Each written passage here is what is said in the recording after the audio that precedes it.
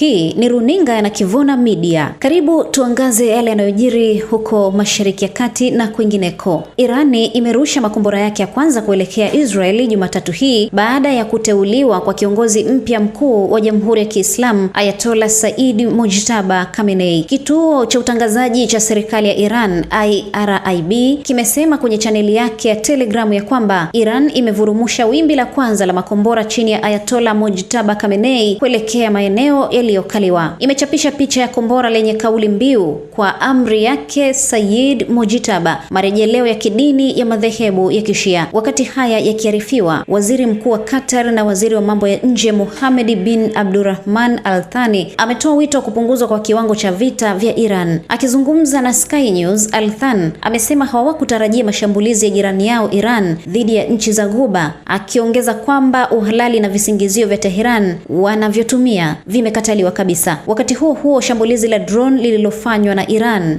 nchini Bahrain limewajeruhi raia 32 katika kisiwa cha Sirte. Aidha, Rais wa Marekani Donald Trump amesema hajafurahishwa na taarifa kwamba Mojtaba Khamenei amepewa nafasi ya kuwa kiongozi mkuu mpya wa Iran baada ya kifo cha Ayatollah Ali Khamenei. Trump ameeleza kuwa yeye anataka kuwa sehemu katika kuchagua kiongozi huyo na kumtaja Mojtaba kama mtu asiyekubalika na kusema anahitaji idhini ya Marekani ili kuendelea kuwa kiongozi bila matatizo. Trump anasema kwamba kiongozi huyo hataishi muda mrefu bila idhini ya Marekani. Kauli hii imekuja katikati ya mvutano mkubwa wa kisiasa na kijeshi kati ya Marekani, Israel na Iran, ambapo Iran tayari imemchagua Mojtaba Khamenei kuwa kiongozi wake mkuu mpya.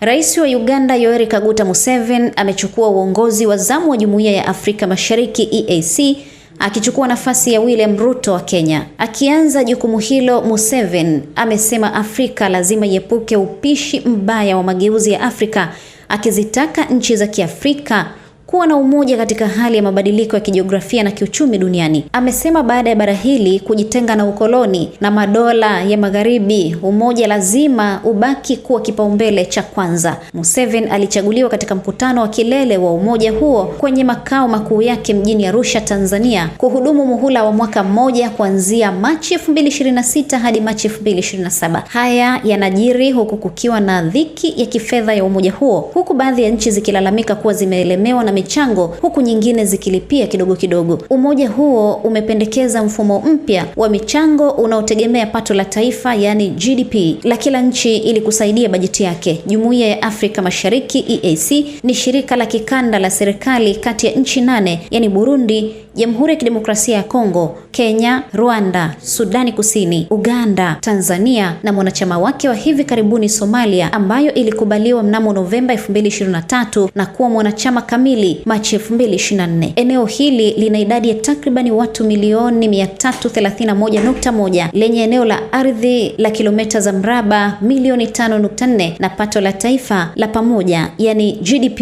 dola za Kimarekani bilioni 312.9 kwa mujibu wa takwimu za umoja huo. EAC, Jumuiya ya Afrika Mashariki, iliundwa mwaka 1999, ambapo umoja huo EAC sasa unalenga kupanua na kuzidisha ujumuishi wa kisiasa, kiuchumi na kijamii pamoja na ushirikiano kwa manufaa yao ya pande zote. Na kundi la wanamgambo wa Hezbollah nchini Lebanon limesema linapambana na vikosi vya jeshi la Israel katika eneo la mashariki mwa nchi hiyo baada ya kujipenyeza kutokea Syria. Kundi la Hezbollah Jumatatu hii limesema lilikuwa likipambana na wanajeshi wa Israel waliotua mashariki mwa Lebanon kwa helikopta kuvuka mpaka wa Syria, huku kukiwa na vita vipya kati ya kundi hilo la wanamgambo linaloungwa mkono na Iran na Israel. Katika taarifa, kundi la Hezbollah lilisema liligundua kuingia kwa takriban helikopta 15 za adui wa Israel kutoka upande wa Syria wa mpaka mashariki mwa Lebanon. Kundi hili lilisema wapiganaji wake walizishambulia helikopta na kikosi kilichoingia kwa silaha muafaka zinazofaa na mapambano yaliyokuwa yakiendelea. Hii ni runinga ya Nakivona Media. Mimi ni Salma Shabani.